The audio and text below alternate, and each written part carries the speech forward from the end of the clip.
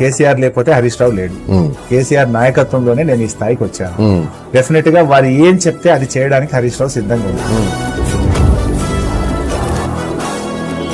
మళ్ళా మన టైం వస్తుంది, మళ్ళా బరాబర్ మన టైం వస్తుంది.